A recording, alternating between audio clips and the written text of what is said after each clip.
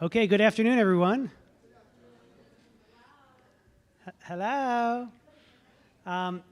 So, when you went to school when you were a kid and the teacher didn't show up and you had a substitute? Today, I will be your substitute keynote speaker. Check 1, 2, 2. Because the gentleman,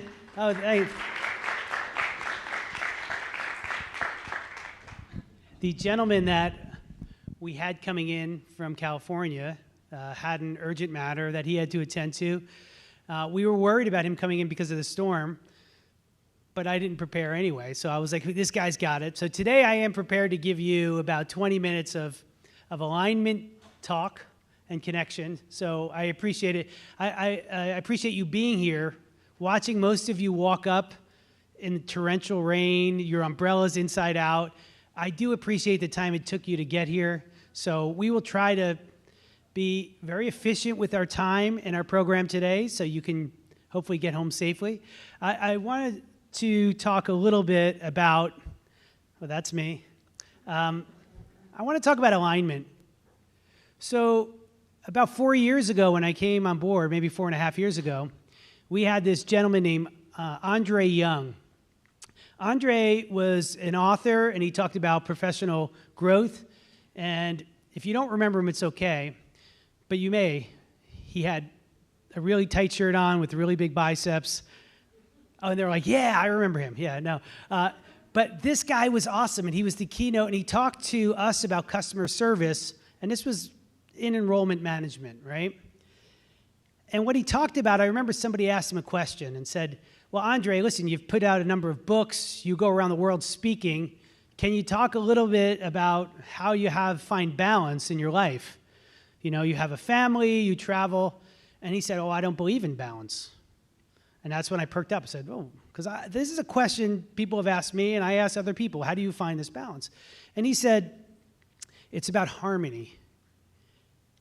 And I was like, that sounds really good, but I don't believe it, but it sounds really, he's like, you can never balance your life equally, and if you try to do that, you'll fail, but seeking harmony is really important.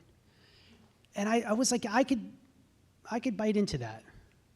But how do you find harmony is probably the better question. So harmony today, I want to talk to you a little bit about harmony through alignment. Because when you are disjointed between how you live personally and the things you carry out, then it's like a wellness factor for my wellness people in the room. It's a core value of ours, and if we really believe in wellness, we have to make sure things are aligned. Let me give you an example. If you really love music and you value the way it's created, then the way you live out your life was, hey, I enjoy going to concerts. I enjoy having music in my household. We have a tradition for dinner. That's alignment, personally. Now you can apply that to anything else. But let's say professionally. I remember watching a movie years ago. I don't even know the name of the movie, but there were people who were working at Fox News. I figured just bring that up today. Why not, right? We're in election season.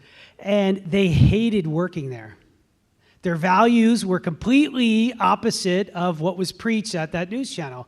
And the movie was about that, and I was like, this is really interesting. But that actually happens in your professional life sometimes. Now, is that a wellness factor? Yes. So finding alignment, if you truly want to be part of an organization, you have to find alignment to what your core values are. So if you value music and you work in the music industry, you're starting to find alignment now. And then the execution piece, which we've been preaching here around strategy execution, is the actual actions that you commit to and the work that you do every day. How is that aligned throughout your life? Now, listen, we're not here to say this is what you should do personally, this is the food you should eat. But what we're saying is when you find alignment, you actually find more productivity and more satisfaction. Let me show you something really interesting. In one of the dissertations I'm helping one of our students with at Kane, they talked about self-determination theory, and they were just like intrinsic motivation and why they do what they do. And I said, there's got to be some neuroscience around this alignment feature. There's got to be something connected to it that makes sense. Because why just align your life? To make it easier for me to read your assessment report? No. Align it so that things feel connected, so that you don't feel disjointed. And it certainly is a wellness factor. This is just a few.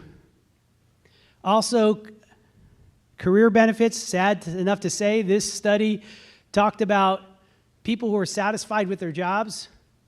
That's a scary number, isn't it? So let's just look. There's about 100 people here in the room today. That's for the online folks. There's about 200 people in the room today. It's great. Thank you all for coming out. And standing, you don't have to stand in the back. You can sit down. That's fine. But can you imagine 70% of the room saying they're not satisfied? And if we had the secret sauce to be able to say, I can make your job a little bit more satisfying. Think about the work you do every day, how you carry things out, how you execute your work. It's part of a bigger purpose. It's connected to the values of an institution. And then you feel proud about what you do. This is how you flip this so that we're in the 33% instead of the 67%. The other piece here, work-life integration. Work is not something completely separate from your life. You know, where people are like, oh, I got to get in the car. I got to go to work. It's like, all right, what am I planning today? What's my agenda today? What am I going to accomplish today? And it's fully connected. And then this piece of authenticity, and you may say, well, I'm not in a leadership role. Yes, you are. I don't care what your title is. You are in charge of yourself. You are leading yourself through your day. Authentic leadership is really being who you are. This is like Beyonce says, like, be unapologetically yourself, right? Like, you know, and I'm like, I love that statement, yes. Even though I do bite my tongue a lot in front of folks. I'm like, don't say it. That's the self-management of me.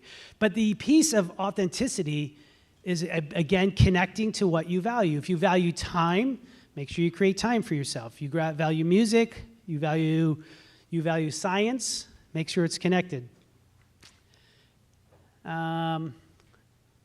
Let's skip all the business jargon and go to this, okay? So today, as your substitute keynote speaker, the reality is we wanted to talk about alignment because this is what the assessment summit is.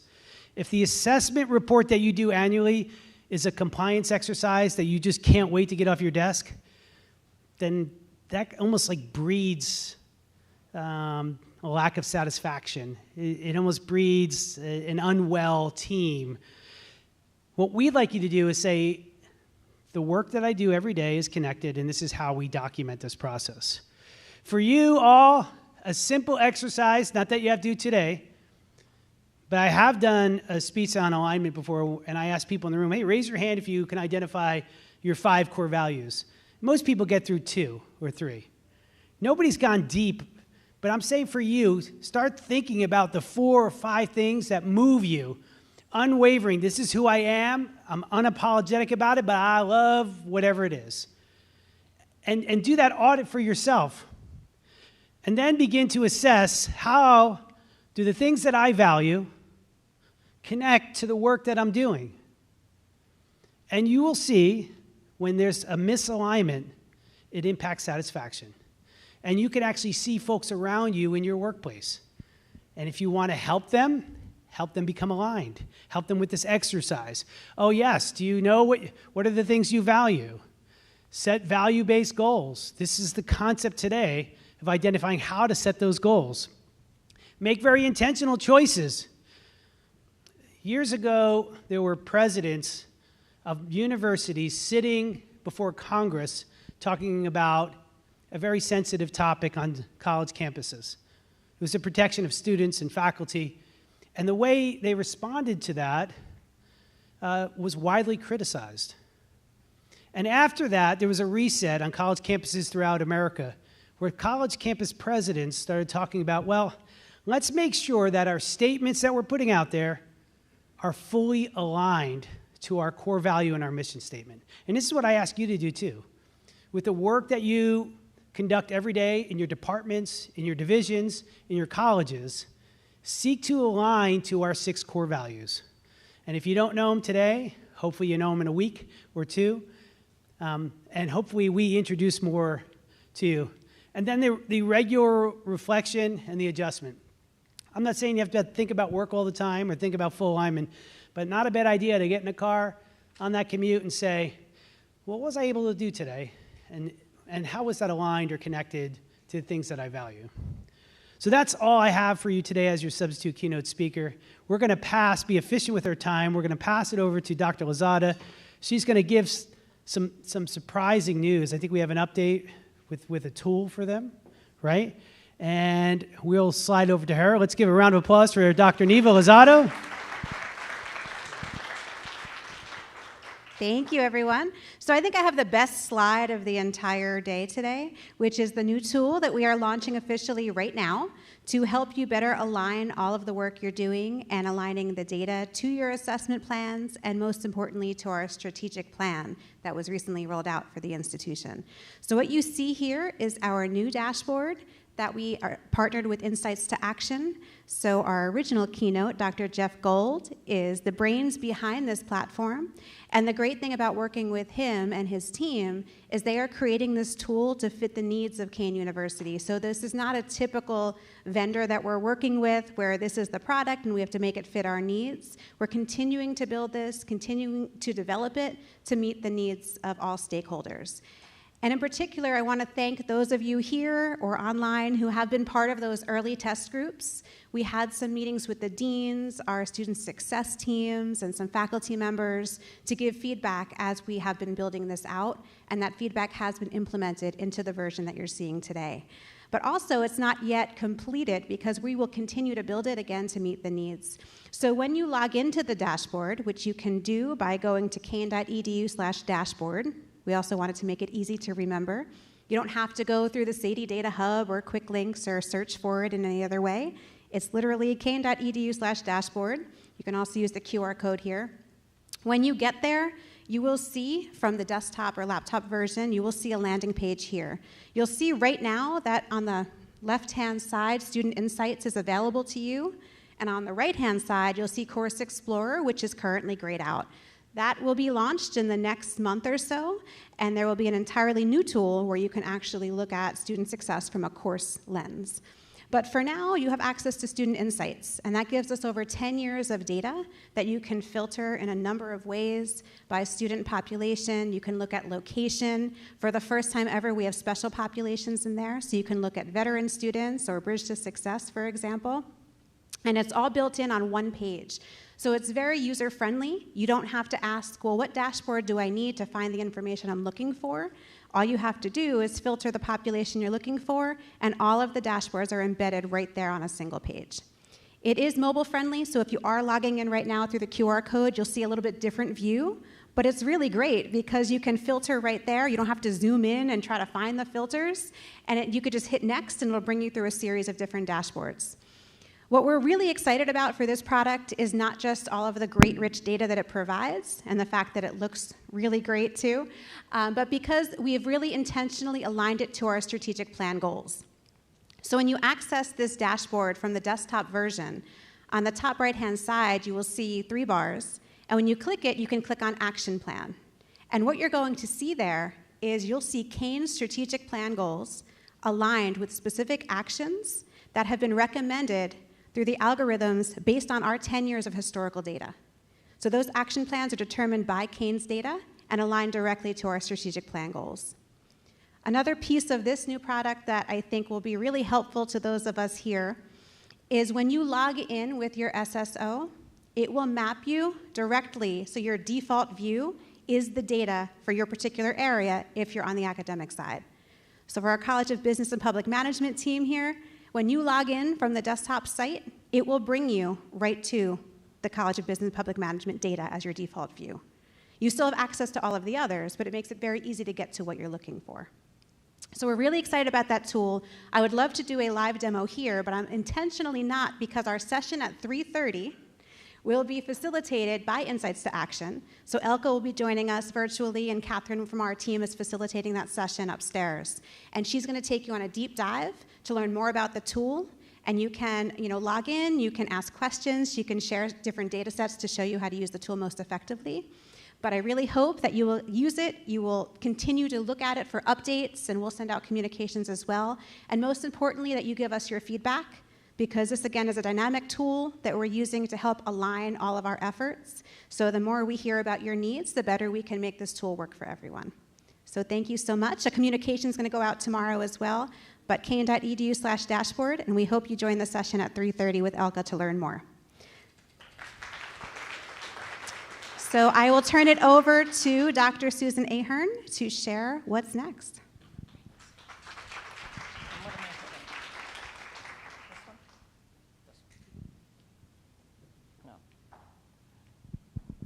All right. Well, hello, everyone. Thank you all for joining us today at our 3rd Annual Assessment Summit.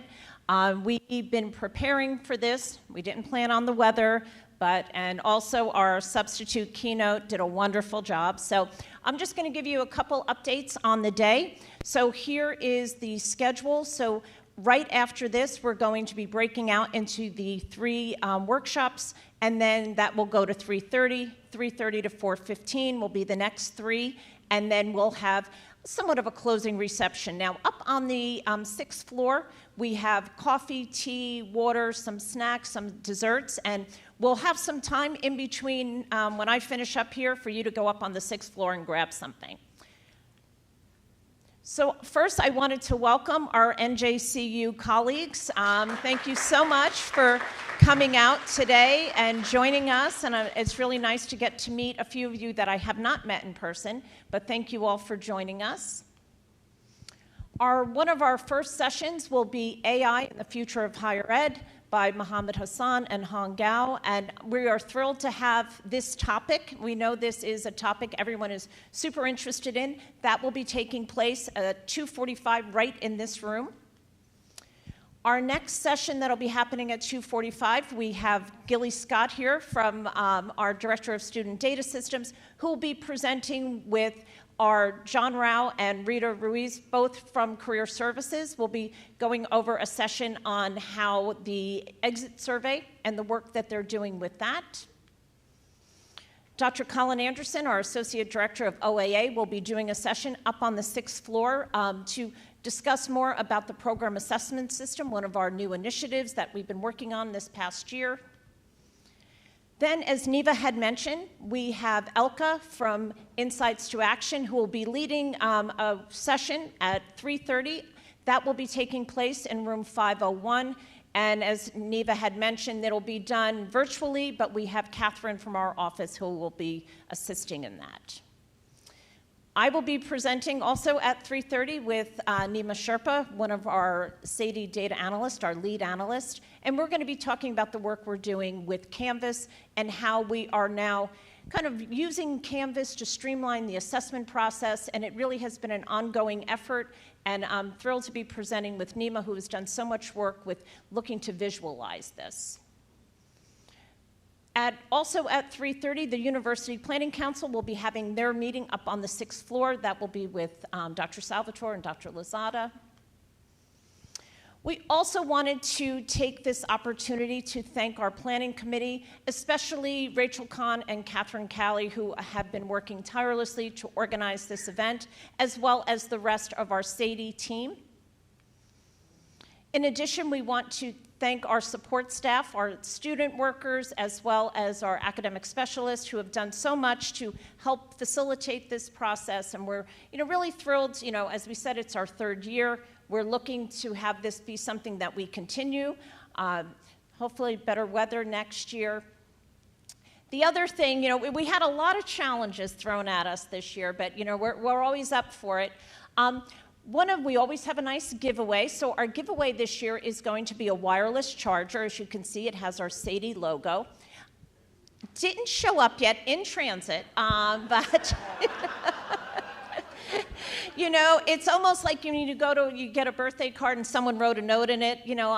It's on order. Yeah, it's on order, but we will have that for you. They should be in any day now, and then they will be delivered to everyone who had registered. And even if they're watching us remotely, if you had registered, you're still going to get one. So we're super excited about those. And again, we just want to thank you for making your way over here.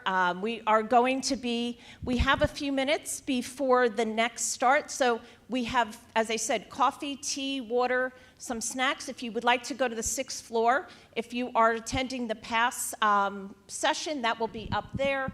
But then if not, you can stay down here. And I just wanted to, let me see if I don't know what I did. But anyway, we will be getting started. And please make your way to the 6th floor if you would like something before the 2:45 session starts.